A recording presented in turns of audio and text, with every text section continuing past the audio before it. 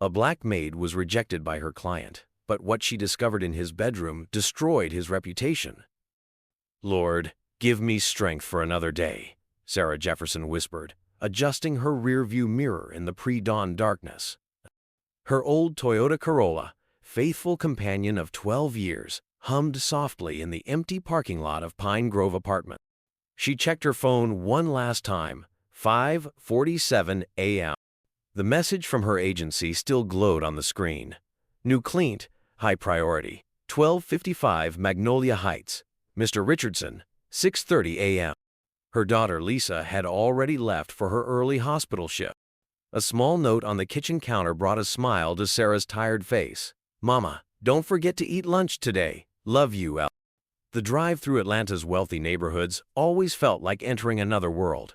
As streetlights gave way to manicured lawns and towering gates, Sarah mentally rehearsed her usual introduction. 20 years in this business had taught her that first impressions meant everything. "Just another house," she murmured, but something felt different this time. The message from her agency had been unusually urgent, the pay rate higher than normal. Miss Thompson, her supervisor, had called personally. "Sarah, honey, this is a big one," she'd said. "Mr. Richardson is on the hospital board, real estate big shot. He specifically asked for our most experienced person." The memory of that conversation played in her mind as she turned onto Magnolia Heights. The houses here weren't just big, they were estates, each one set far back from the road behind elaborate security systems. Her GPS chimed, "Destination on right." Sarah's breath caught in her throat. The Tudor-style mansion loomed before her, its windows dark against the lightening sky. 3 luxury cars sat in the circular driveway, a Mercedes, a BMW, and something sporty she couldn't identify. As she parked her Corolla beside them, she couldn't help but notice the contrast. Her car, with its faded paint and small dent in the passenger door from Lisa's first driving lesson, looked like it had taken a wrong turn and ended up in someone else's life. "Good morning." A cheerful voice made her jump. A young woman in running gear jogged past, waving. "Are you the new housekeeper?" Sarah nodded, managing a smile. "Yes, ma'am. First day." The woman slowed, wiping sweat from her forehead. "Oh, you are in for a treat. Mr. Richardson is." She paused, something flickering across her face. "Well, he's particular. Good luck." Before Sarah could respond, the runner was gone, her ponytail bouncing in the morning light. Something about her expression left Sarah unsettled. Checking her uniform one last time, crisp blue shirt, black pants, comfortable shoes, Sarah gathered her supplies. The agency provided most cleaning materials, but she always brought her own. Lisa teased her about it, calling her the cleaning fairy with her special microfiber cloths and organic solutions. "Better to be overprepared than sorry," Sarah muttered, her mother's old saying coming naturally to her lip. She missed her mama fiercely in moments like these, remembering how she'd cleaned houses too, right up until the cancer took her. The walkway to the front door seemed to stretch forever. Italian marble, her experienced eye noted, probably cost more than her entire apartment building. The gardens on either side were immaculate, not a flower out of place. Her phone buzzed, a text from Lisa. "Knock him dead, Mom." Sarah smiled, squaring her shoulders. The weight of her cleaning caddy felt familiar, grounding. She'd done this thousands of times. Rich people's houses were all the same once you got past the fancy facade. The doorbell's chime echoed somewhere deep inside the house. Sarah checked her watch. 6:28 a.m., right on time. Footsteps approached, and she prepared her professional smile. The door swung open, revealing a tall man in his 50s, his silver hair perfectly styled despite the early hour. He wore a tailored suit that probably cost more than she made in 3 months.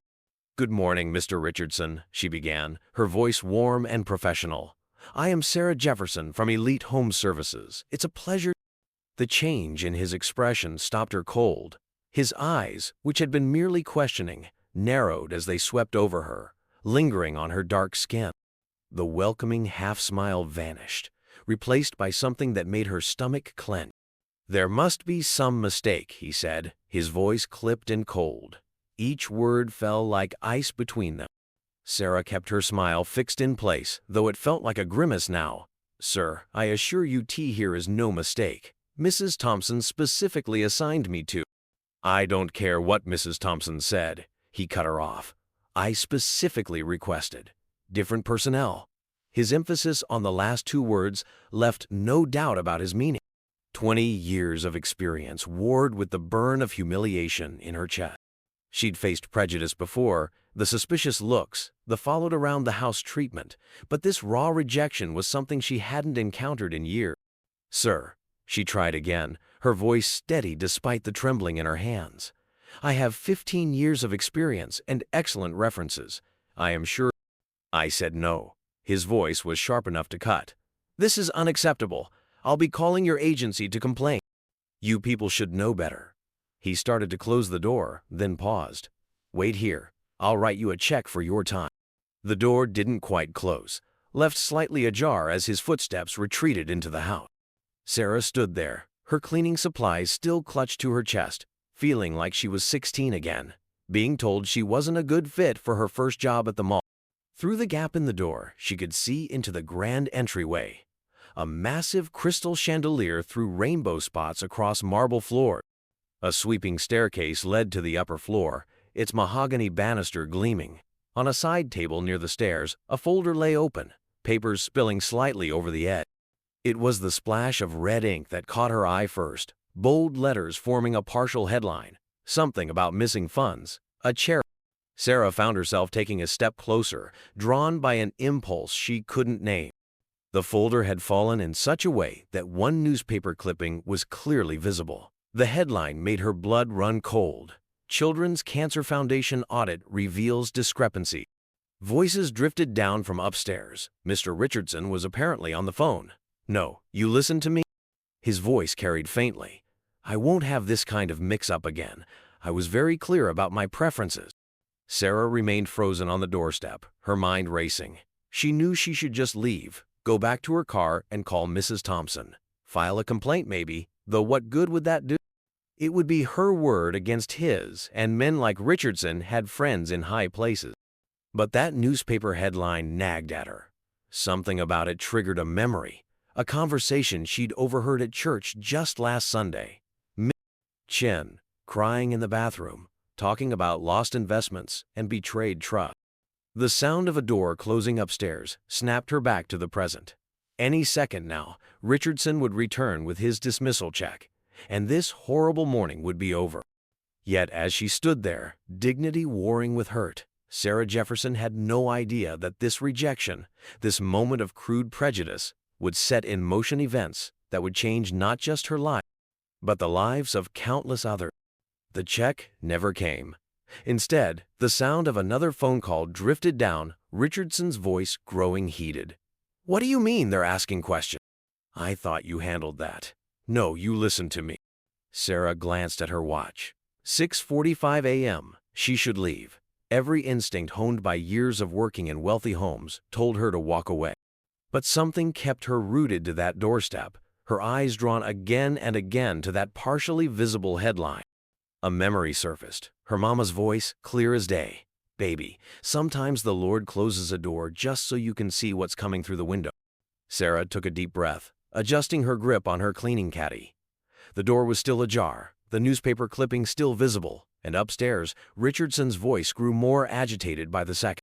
She had a choice to make. And in that moment, standing on the doorstep of a man who had judged her solely by the color of her skin, Sarah Jefferson had no way of knowing that her next decision would expose secrets that would shake Atlanta's high society to its core.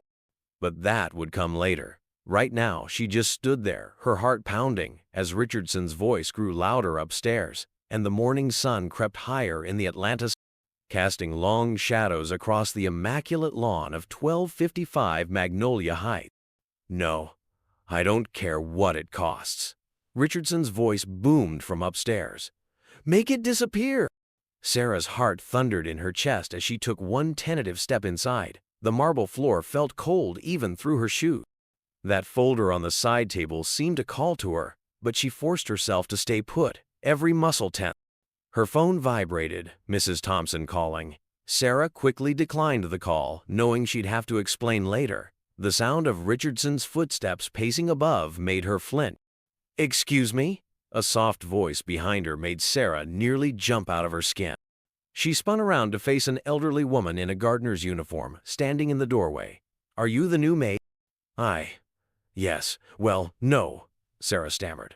Mr. Richardson wasn't expecting me. The gardener's kind face clouded with understanding. Ah, let me guess. He took one look at you and suddenly there was a mistake with the agency? Sarah nodded, relief flooding through her at finding an ally. I am Rose, the woman said, shaking her head. Been tending these gardens for 12 years. The only reason he keeps me is because he never comes out back to see me. She lowered her voice. Man's got more secrets than flowers in my garden, if you ask me. What do you mean? Sarah asked, her eyes darting to the folder again. Rose stepped closer, her voice barely a whisper. 3 different housekeepers this month alone. Each one finds something suspicious, and suddenly they're gone. No notice, no nothing. Last one, Maria. She tried telling the agency something wasn't right with the account she saw. Next day, poof, fired for theft. Rose made air quotes with her weathered hands. Sarah's mind raced. Did anyone investigate? Investigate? Rose scoffed. Honey, men like Richardson don't get investigated. They do the investigating. Why do you think? The sound of a door slamming upstairs cut her off. Rose's eyes widened. I better go. Just be careful, dear, and if you are smart, you'll run right back to your car. As Rose hurried away, Sarah heard Richardson's footsteps approaching the stairs. In a split-second decision, she stepped behind a massive decorative pillar, her heart pounding so loud she was sure he would hear it. Richardson stormed down the stairs, phone still pressed to his ear. Listen to me very carefully, he hissed into the phone. If Jenny Chen talks to one more person about her lost investment, I'll make sure she regrets it. I don't care if she's sick. Handle it. Sarah's blood ran cold. Jenny Chen, the same Jenny who sang in her church choir, the same Jenny battling stage 3 cancer, who had recently sold her house because her investment had disappeared. Richardson walked right past her hiding spot, heading toward what looked like a home office. The charity audit isn't my problem, he continued. That's what we pay the accountants for. Just move the money offshore like last time. The moment he disappeared into the office, Sarah crept toward the side table. With trembling hands, she picked up the newspaper clipping that had caught her eye. Her eyes scanned the text rapidly. Children's Cancer Foundation, $2.3 million missing. Board Treasurer Richardson denies involvement. Investigation ongoing. Who? Footsteps approached again. Sarah quickly replaced the paper, her fingers brushing against something else in the folder, a bank statement. The number she glimpsed made her gasp. $2,300,000 transferred to a Cayman Islands account. Who's there? Richardson's sharp voice cut through the air. Sarah backed away from the table, but it was too late. Richardson emerged from his office, his face contorting with rage when he saw her. You, he snarled. How dare you enter my house without permission? I am sorry, sir, Sarah managed, her voice surprisingly steady. The door was open, and I was just— Get out, he roared, advancing toward her. Get out before I call the police. Sarah turned and fled, her cleaning caddy forgotten by the door. She ran to her car, fumbling with her keys as Richardson's threats echoed behind her. Only when she was 3 blocks away did she allow herself to breathe. Her hands shook as she pulled over, the morning sun now fully risen over Atlanta's wealthy enclave. Her phone buzzed again, Mrs. Thompson. This time, Sarah answered. Sarah? What happened? Mr. Richardson just called, absolutely furious. Mrs. Thompson, Sarah said slowly, her mind racing with what she'd seen and heard. We need to talk, but not over the phone. And T here is someone else who needs to be there, Jenny Chen. As she hung up, Sarah looked back toward Magnolia Heights. She'd lost a client this morning, but she'd found something far more important, the truth. And for Jenny Chen, for Maria, and for all the others Richardson had hurt, that truth needed to come out. Sarah's hands wouldn't stop shaking as she sat in her car, parked 2 blocks away from Richardson's mansion. The newspaper clipping about the children's cancer charity kept flashing in her mind. But it was Jenny Chen's name that echoed in her ears. the way Richardson had spat it into his phone like it was poison. "Lord, what am I doing?" she whispered, gripping her steering wheel. Her phone had 8 missed calls, 5 from Mrs. Thompson, 2 from Lisa, and 1 from an unknown number. The clock on her dashboard read 7:15 a.m. Regular people were just starting their day, driving to offices and schools, living their normal lives. And here she was, about to do something that went against everything she believed in. Her phone rang again. "Lisa."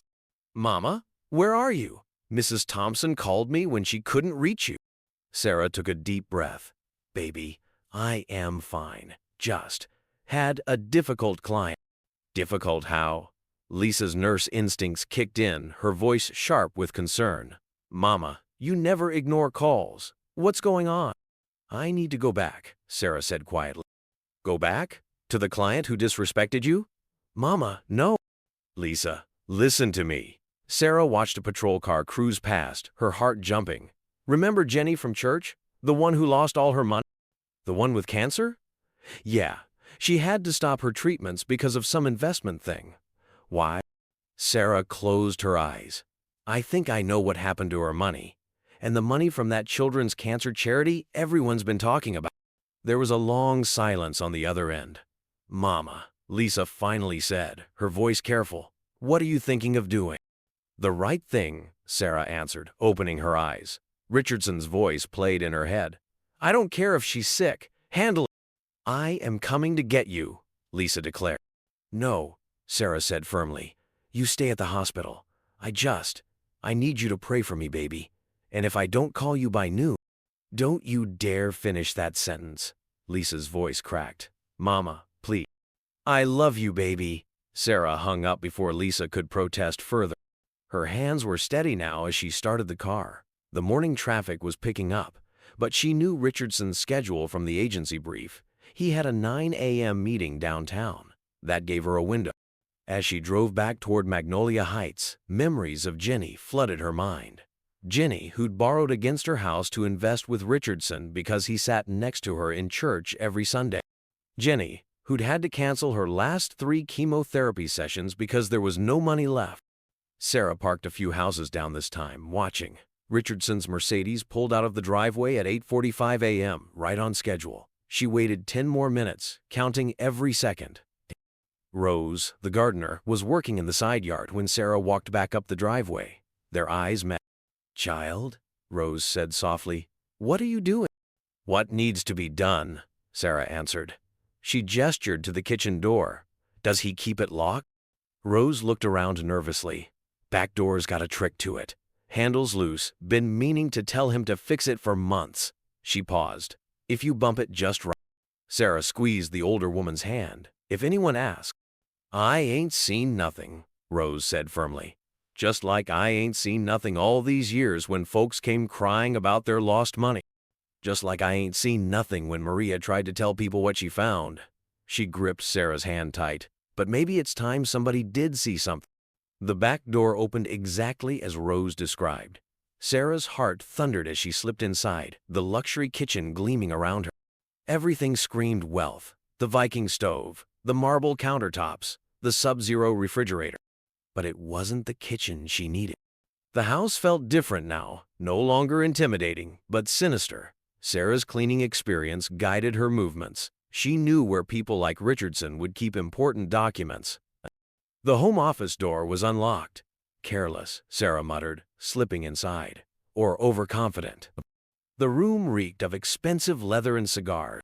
A massive mahogany desk dominated the space, family photos arranged carefully on it. Richardson with important-looking people, all white, all wearing fake smiles.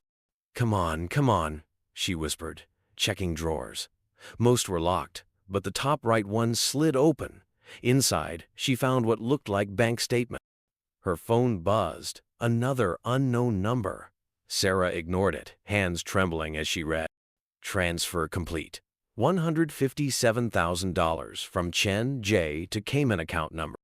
"Oh, Jenny," Sarah breathed, taking pictures with shaking hands. More statements revealed similar transfers, all from names she recognized from church or the community. All to the same offshore account. Footsteps downstairs made her free. "Mr. Richardson?" a woman's voice called out. "The cleaning service sent me as a replacement." Sarah's heart stopped. The new maid. Of course they'd send someone else. Moving quickly but quietly, Sarah continued photographing documents. Each one was worse than the last. Fake investment contracts, forged signatures, evidence of money laundering through the children's charity. "Hello?" The voice was closer now. Sarah had seconds to decide. Hide? Run? The sound of footsteps on the stairs made the decision for her. She slid the drawer shut and darted into the walk-in closet just as the office door opened. Through the slats, she watched a young white woman in a cleaning uniform enter. The maid began dusting, humming quietly. Sarah's phone buzzed again. She quickly silenced it, but not fast enough. The maid stopped humming. "Is someone there?" Sarah held her breath. The closet door began to open. Suddenly, a crash came from downstairs. "Oh my goodness," Rose's voice carried up. "I am so sorry. I was watering the plants and knocked over that vase." The maid hurried out. Sarah could have kissed Rose. But she wasn't done. As she slipped out of the closet, something caught her eye. A safe, partially hidden behind hanging suits, and it was open just a crack. "Thank you, Lord," Sarah whispered, pulling it wider. Inside, she found the motherlode, documentation of every scheme, every stolen dollar. And right on top, a folder labeled Chen Investment Portfolio with a post-it note. "Liquidate all, transfer to usual account, deal with complaints." Sarah photographed everything with trembling hands. A note at the bottom of Jenny's file made her blood boil. Terminal cancer, unlikely to pursue legal action. He had counted on Jenny dying before she could fight back. The front door slammed. "Hello?" Richardson's voice boomed. "I forgot my briefcase." Sarah's heart nearly stopped. She wasn't supposed to be back for another hour. Footsteps pounded up the stairs as she frantically photographed the last document. The office door handle began to turn. The evidence spread through Atlanta's elite circles like wildfire within days.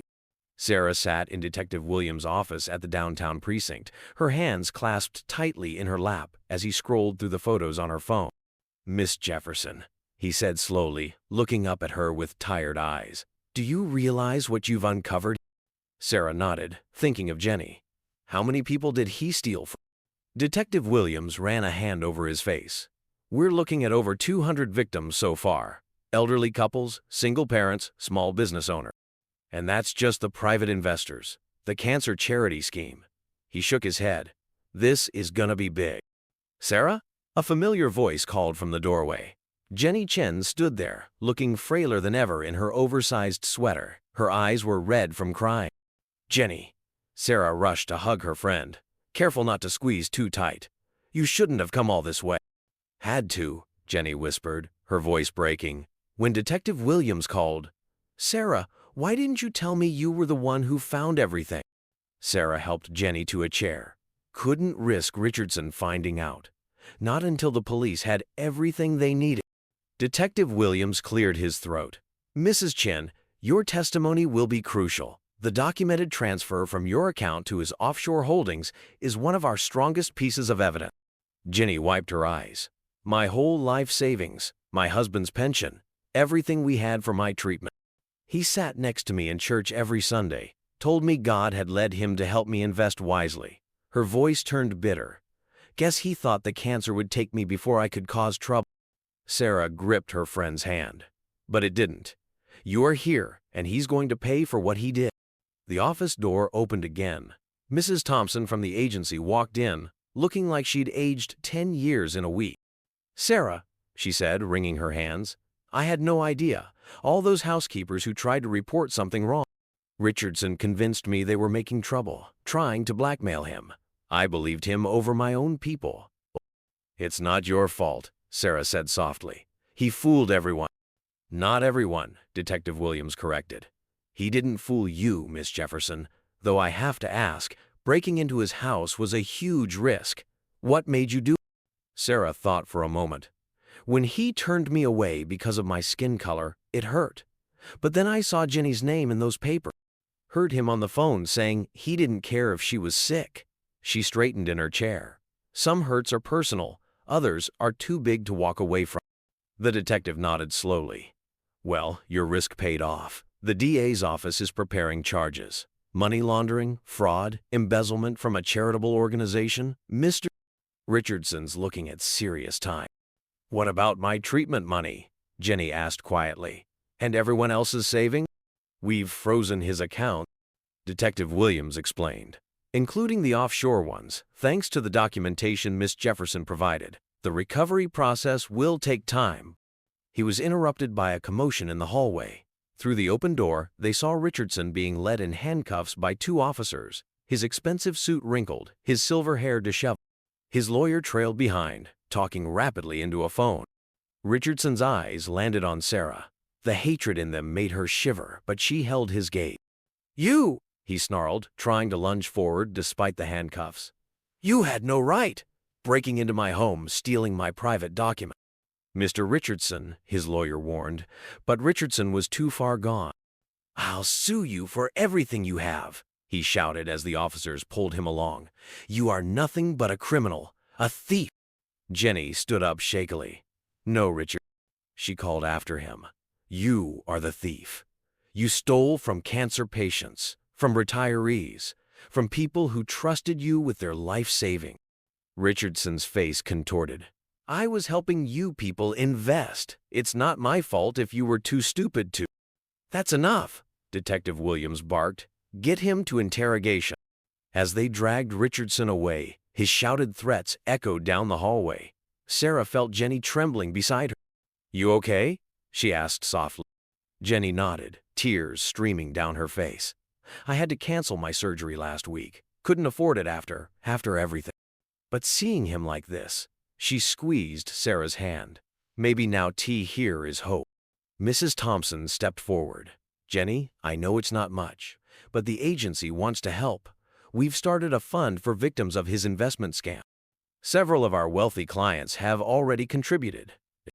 Detective Williams looked up from his phone. "Speaking of help, T here is a group of victims organizing in the waiting room. They want to form some kind of support network." "A support group," Jenny said thoughtfully. "For all of us he hurt." Sarah watched her friend's face brighten slightly at the idea. It wasn't just about the money, she realized. It was about healing, about turning victims into survivors. The next few hours were a blur of statements and paperwork. More victims arrived at the station, each with their own heartbreaking story. Sarah listened as elderly couples described losing their retirement funds, as small business owners talked about loans they could never repay, as parents wept over college savings that had vanished. By late afternoon, the precinct's largest conference room was packed. Someone had brought coffee and pastry. People who had entered as strangers were sharing stories, exchanging numbers, offering shoulders to cry on.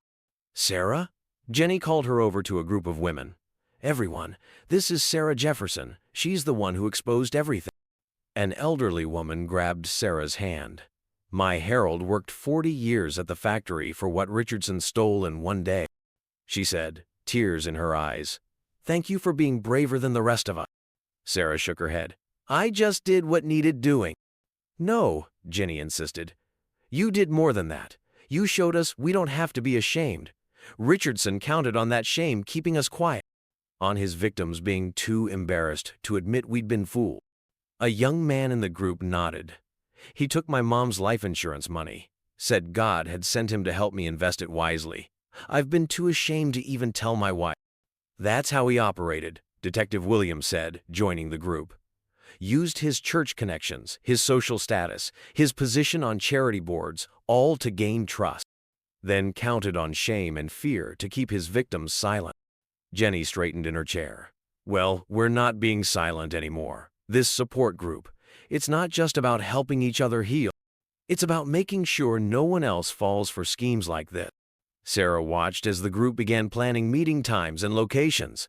Jenny was coming alive again, her pain transforming into purpose. Around the room, other victims were exchanging contact information, sharing resources, forming connections. Mrs. Thompson pulled Sarah aside. "The agency board wants to create a whistleblower protocol," she said. "Clear guidelines for reporting suspicious activities, and," she hesitated, "we'd like you to help develop it. with a significant raise, of course. Sarah thought about all the housekeepers before her who'd tried to report Richardson's scheme. About Maria, who'd lost her job for speaking up. Yes, she said firmly. But I want Maria involved too, and anyone else who tried to warn you. As the afternoon wore on, more stories emerged. Richardson hadn't just stolen money, he'd stolen dreams, security, trust itself. But watching the victims come together, Sarah saw something beautiful emerging from the ashes of those stolen dreams. Sarah? Jenny called from across the room. We're planning our first official meeting next Tuesday at the community center. Will you come? Sarah looked at her friend.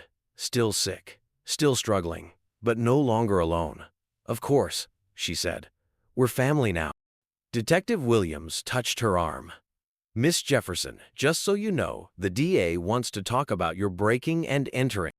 Given the circumstances, they're not looking to press charges, but I'll face whatever comes, Sarah said quietly. Some prices are worth paying. As she drove home that evening, Sarah thought about that morning at Richardson's door, how his rejection had felt like a door slamming in her face. But God, her mama always said, had a way of turning closed doors into open windows. Her phone buzzed. A text from Jenny. Thank you for being our angel in disguise. See you Tuesday. Sarah smiled, thinking of all the people in that conference room. Richardson had built his empire on the assumption that shame would keep his victims isolated. He never counted on them finding their voices, or on a cleaning lady with a camera phone and a conscience. The sun was setting over Atlanta as Sarah pulled into her apartment complex. Tomorrow would bring more statements, more revelations, more tears and healing. But tonight, she was just grateful that sometimes doing the right thing, no matter how scary, could change more lives than your own. The next morning's Atlanta Journal-Constitution headline screamed, "Prominent developer arrested in massive fraud scheme." Sarah's hands shook as she read the article at her kitchen table. Local real estate developer Richard Richardson faces multiple charges, estimated $15 million stolen, cancer charity funds misappropriated. Her phone hadn't stopped ringing since dawn. More victims, each with their own story to tell. Sarah? Lisa stood in her bedroom doorway, still in her nurse's scrubs from the night shift. Channel 4 is outside. They want an interview. Sarah shook her head. No cameras. This isn't about me. Mama, Lisa sat down, taking her mother's hand. You've barely slept. Maybe we should. The doorbell interrupted them. Sarah peeked through the window. Jenny stood there, accompanied by an elderly couple she recognized from yesterday's meeting at the police station. Come in. Sarah opened the door, hugging Jenny carefully. Should you be out? Your treatment.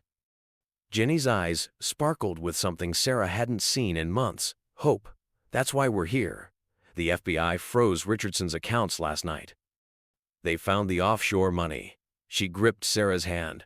I can afford my surgery now. The elderly woman stepped forward. I am Martha Wilson. This is my husband, George. Richardson took our retirement fund last year. Her voice cracked. We've been living on food stamps, too ashamed to tell our children. But not anymore, George said firmly. We're testifying. All of us. Sarah made coffee while they talked. More victims arrived. A young widow, a retired teacher, a small business owner. Soon her small living room was full. We need to organize, Jenny said, her social worker instincts kicking in. Some victims still don't know they can get their money back, and others are still too ashamed to come forward, Martha finished, like we were. Lisa, who had been quietly observing, spoke up. The hospital where I work. They have conference rooms. I could ask about space for meeting. Perfect, Jenny smiled. We need a safe place. Somewhere people can share without judgment. The doorbell rang again. This time it was Detective Williams, looking exhausted but satisfied. Miss Jefferson, he nodded to Sarah. Thought you'd want to know. Richardson's talking, trying to cut a deal. He surveyed the crowded living room. I see the support group's already growing. Any news about Maria? Sarah asked. The housekeeper he fired? Found her, the detective confirmed. She's willing to testify about the documents she discovered. Between her testimony, your evidence, and all these witnesses, he gestured around the room. Richardson's going away for a long time. A young woman Sarah hadn't met yet raised her hand timidly. But what about the shame? Every Sunday at church, people whisper, "How could we be so stupid? How could we trust him?" Jenny reached over to squeeze her hand. "That's why we're here. To remind each other that trust isn't stupid. He was the church treasurer, a respected businessman. He exploited faith and hope. That's on him, not us." The meeting continued for hours. People shared their stories, cried together, planned for the future. Sarah mostly listened, making more coffee, offering tissues, being a steady presence. "You know what makes me angriest?" Martha spoke up during a quiet moment. "He chose his victims carefully. Elderly people too ashamed to admit they'd been scammed. Single parents desperate to provide for their kids. Cancer patients." She looked at Jenny. "People he thought wouldn't fight back." "But we are fighting back," Jenny said firmly, "thanks to Sarah." Sarah felt her face warm. "I just did what anyone would do." "No," George shook his head. "Most people would have walked away from that door when he rejected them. You saw a wrong and decided to right it, no matter the cost." Detective Williams cleared his throat. "Speaking of costs, the DA wants to meet tomorrow about the breaking and entering charge." A hush fell over the room. "If they press charges, we'll all testify for you," Martha declared. Others nodded vigorously. Sarah felt Lisa's hand slip into hers. "It was worth it," she said quietly. "Whatever comes next, it was worth it." As the afternoon turned to evening, people finally began to leave. Jenny was the last to go, pausing at the door. "Surgery's scheduled for next week," she said, hugging Sarah. "Because of you, I have a fighting chance now." After everyone left, Lisa found her mother sitting quietly on the couch. "You know what Richardson said to me that morning?" Sarah mused. "He said, 'You people should know better.' Turns out, we did know better. We knew better than to stay silent, better than to let evil win." Lisa curled up next to her mother like she used to as a child. "I am so proud of you, Mama, but also scared. What if—" "Baby," Sarah interrupted gently, "sometimes doing right is scary, but leaving wrong unchallenged is scary." Outside, another news van pulled up. Tomorrow would bring more questions, more testimonies, more tears and triumph. But tonight, in her small apartment filled with coffee cups and tissues and the lingering spirit of solidarity, Sarah Jefferson felt at peace. She had lost a job that morning at Richardson's door, but she had gained something far more precious, the chance to help heal a community wounded by greed and betrayal. And as her mama always said, when God closes a door, somewhere he opens a window. In this case, he had opened hundreds of windows, each one a story of hurt transformed into healing, shame into strength, silence into solidarity. The sun set over Atlanta as mother and daughter sat together, sharing the quiet. Tomorrow would come soon enough, with all its challenges and chances. But for now, this moment was enough. This knowledge that sometimes the greatest acts of justice start with the smallest acts of courage. And sometimes, Sarah thought with a smile, those acts start with a closed door and an open window. The courtroom buzzed with tension on sentencing day. Sarah sat in the back row, her hands clasped tightly in her lap, watching as victims filled the benches one by one. 3 months had passed since that morning at Richardson's door, but the wounds were still fresh. "All rise," the bailiff's voice cut through the murmur. Judge Patricia Martinez entered, her face stern as she took her seat. "Be seated," she commanded. "State of Georgia versus Richard Richardson. We're here for sentencing." Richardson sat at the defense table in an expensive suit that couldn't hide how much he'd aged in prison. His silver hair had dulled, his arrogant posture deflated.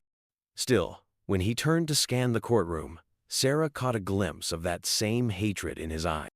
The prosecutor, Miss Chen, no relation to Jenny, though she joked about it, stood first. "Your Honor, before sentencing, we have several victims who wish to make impact statements." Judge Martinez nodded. "Proceed." Martha Wilson walked slowly to the podium, her husband George supporting her arm. "Your Honor," she began, her voice trembling, "my husband worked 43 years at the factory. We saved every penny, did everything right. Mr. Richardson was our church treasurer. We trusted him with our retirement, $478,000. She paused, wiping her eyes. "Last winter, we couldn't afford heat. Our children had to buy us groceries, but we were too ashamed to tell them why.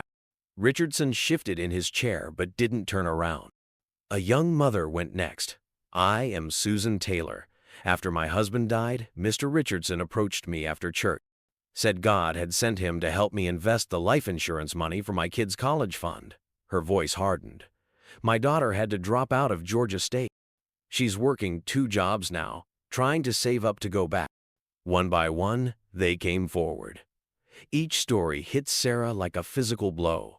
The retired teacher who'd lost her pension, the small business owner who'd had to lay off employees, the elderly man who'd lost his late wife's medical insurance payout.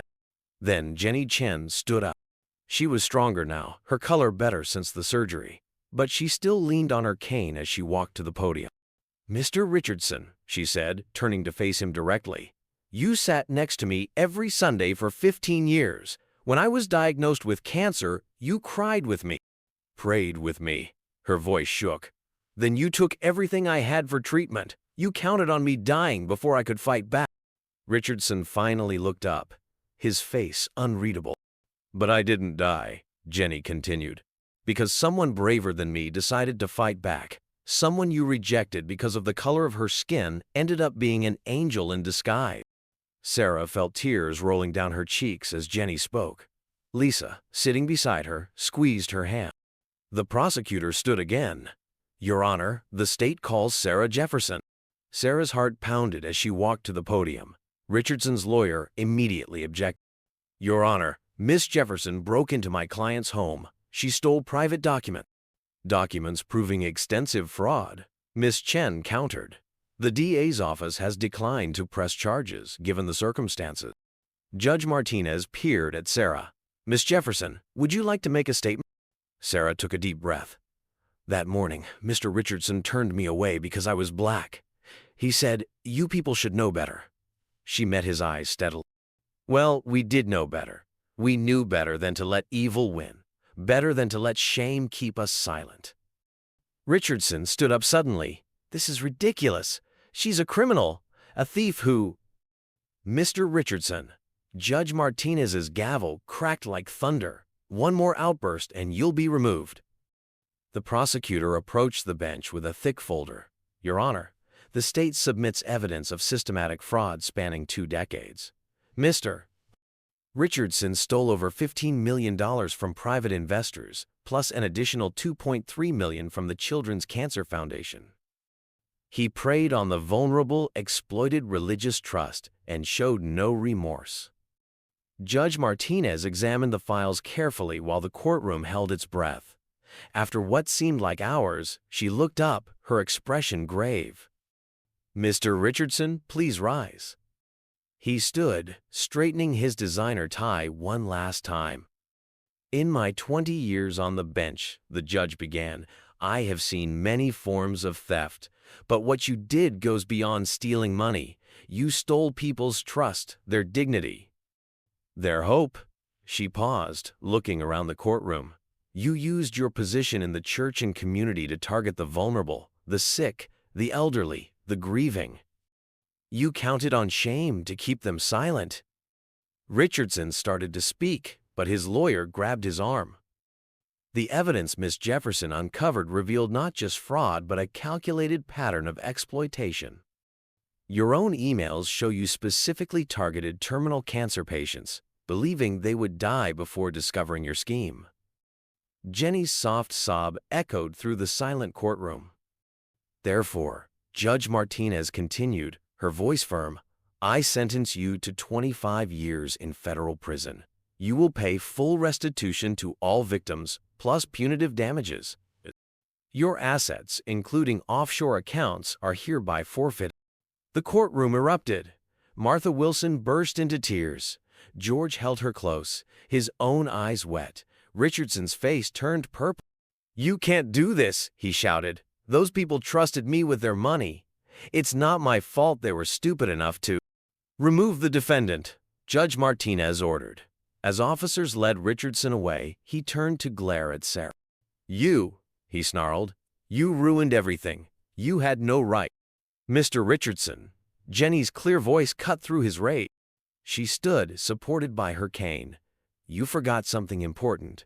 When you reject people, when you look down on them, you never know which one is your angel in disguise. As Richardson was let out, his expensive shoes squeaking on the courthouse floor, Sarah felt a weight lift from her shoulders. Lisa hugged her tight. "It's over, Mama," she whispered. "It's finally over." But it wasn't over. Outside the courtroom, victims gathered in groups, exchanging phone numbers, making plans. The support group had grown to over 300 members.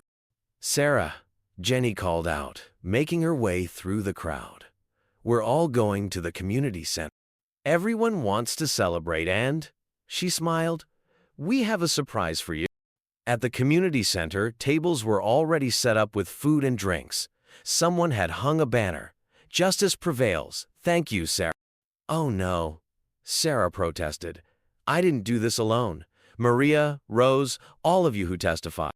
"Hush," Martha interrupted, pulling her into a hug. "Let us thank you properly."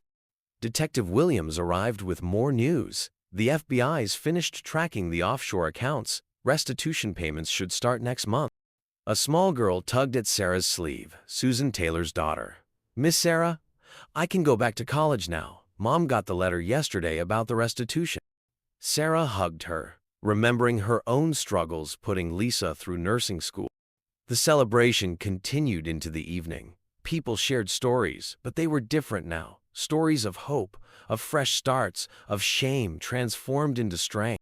"Sarah?" Jenny stood at the podium, tapping a glass for attention. "We have an announcement. The Victim Support Group, we're making it official, filing for nonprofit status. And we want you on the board." Sarah started to protest, but Jenny continued. "We'll educate people about investment fraud, help victims come forward, make sure no one feels alone like we did." She smiled. "We're calling it Open Windows Foundation. Because when God closes a door," Martha called out, "He opens a window." The room finished in unison, laughing. Sarah looked around at these people who had become family. 3 months ago, they were strangers united by shame and loss. Now they were a force for change. Mrs. Thompson approached with news of her own. The agency's new whistleblower program is ready. 5 other cleaning services have adopted it too. No one will be fired for reporting suspicious activity again. As the evening wound down, Sarah found a quiet moment with Jenny. "How are you feeling, really?" Jenny touched her surgery scar gently. "Cancer-free as of last week. The doctors say catching it in time made all the difference." She squeezed Sarah's hand. "If you hadn't found that evidence when you did." "God puts us where we need to be," Sarah said softly, "even when it looks like rejection." Speaking of which, Jenny grinned. "Guess who just bought Richardson's house?" "No." "The Open Windows Foundation. We're turning it into a resource center for fraud victims." Her eyes twinkled. "We need a facility manager, someone who knows the place inside and out." Sarah laughed for what felt like the first time in months. "You are something else, Jenny Chan." "No, you are." Jenny's voice turned serious. "You could have just walked away that morning. Anyone else would have. But you saw wrong and decided to right it, no matter the cost." As they walked out into the Atlanta evening, Sarah remembered that morning at Richardson's door. The humiliation, the anger, the fear. But mostly, she remembered the choice, to walk away or to stand and fight. Lisa was waiting by the car. "Ready to go home, Mom?" Sarah looked back at the community center, at the people still inside sharing stories and strength. "Baby, I think we're already home." The stars were coming out over Atlanta as they drove away. Tomorrow would bring new challenges, restitution paperwork, foundation meetings, more stories of healing and hope.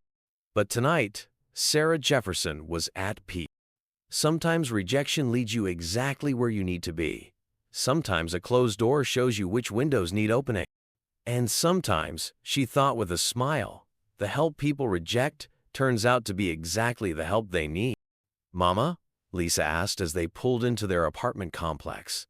"You think Richardson learned anything from all this?" Sarah thought about his face in court, the hatred still burning in his eyes. "Maybe not, but we did. We learned that shame can't survive in the light, that healing happens in community. And that sometimes." "Sometimes what?" Sarah smiled. "Sometimes the most important cleaning job isn't about dirt at all. It's about cleaning away the lies that keep people silent and afraid. Above them, the moon rose over Atlanta, casting long shadows across the city. But shadows don't stand a chance, Sarah thought, when people decide to stand in the light together. And that, more than any sentence or restitution, was the real victory.